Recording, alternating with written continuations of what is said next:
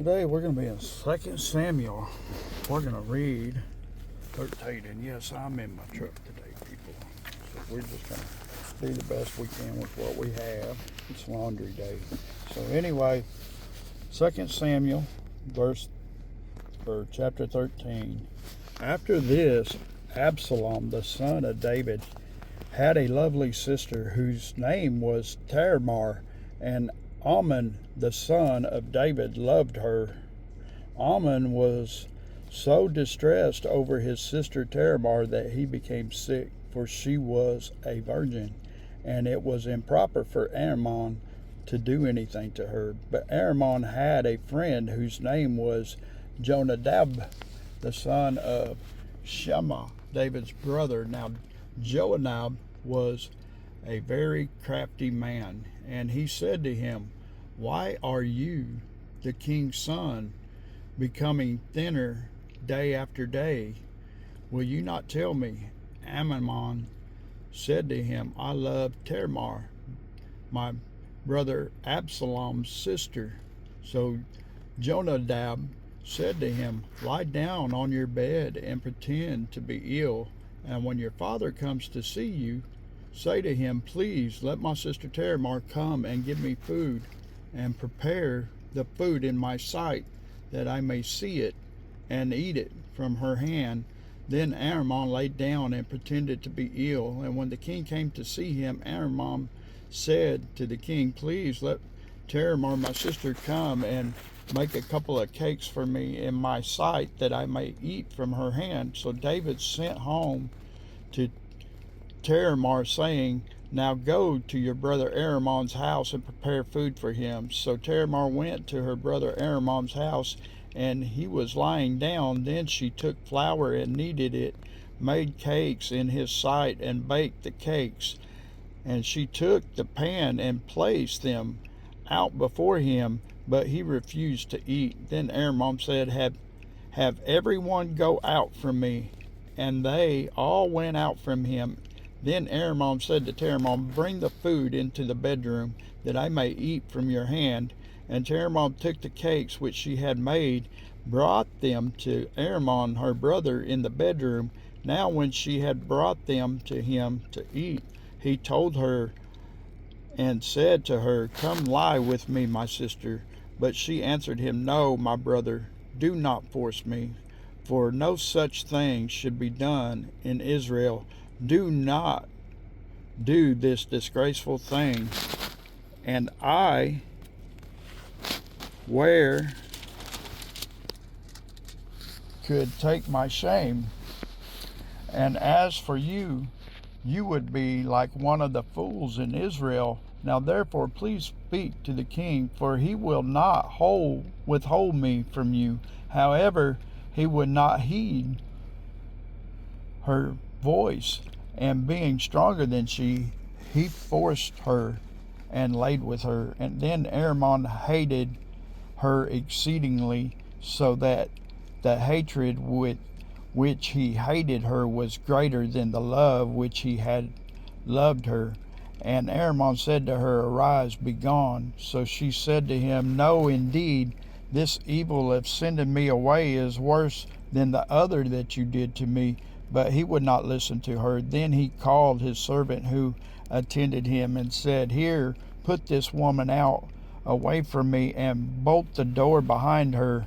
Now she had on a robe of many colors, for the king's virgin's daughters wore such apparel. And his servant put her out and bolted the door behind her. Then Tamar put ashes on her head, and tore her robe of many colors that was on her, and laid her hand on her head, and went away crying bitterly. Then Absalom her brother said to her, "Has Amnon your brother been with you? But now hold your peace, my sister. He is your brother. Do not take this thing to heart." So Tamar remained desolate in her brother Absalom's house. But when King David heard of all the things which he was very angry. And Absalom spoke to his brother Amnon, neither good nor bad, for Absalom hated Amnon because he had forced his sister Tamar. And it came to pass after 2 full years that Absalom had sheep shearers in Baal-hazor, which is near Ephraim. So Absalom invited all the king's sons. Then Absalom came to the king and said kindly, "Note, your servant has sheep shearers. Please let the king and his servants go with your servants."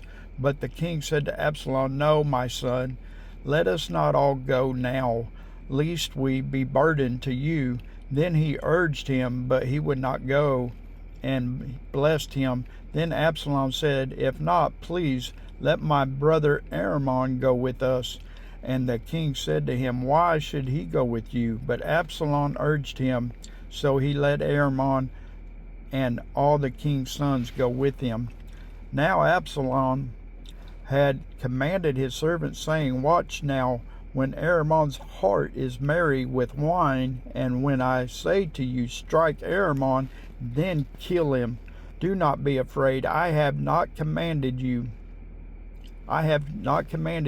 Be courageous and valiant." So the servant of Absalom did to Ahiman as Absalom had commanded. Then all the king's sons arose, and each one got on his mule and fled.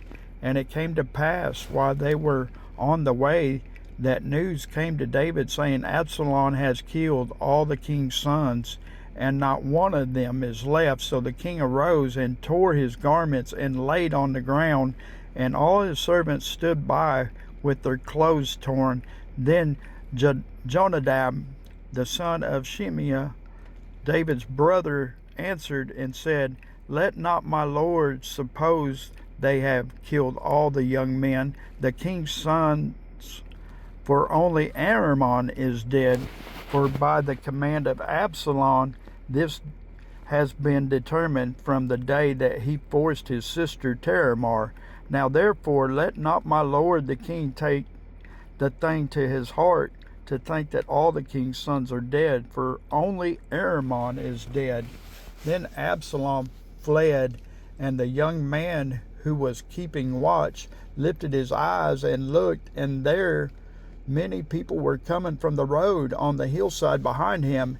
And Jonadab said to the king, "Look, the king's sons are coming, as your servant said, so it is."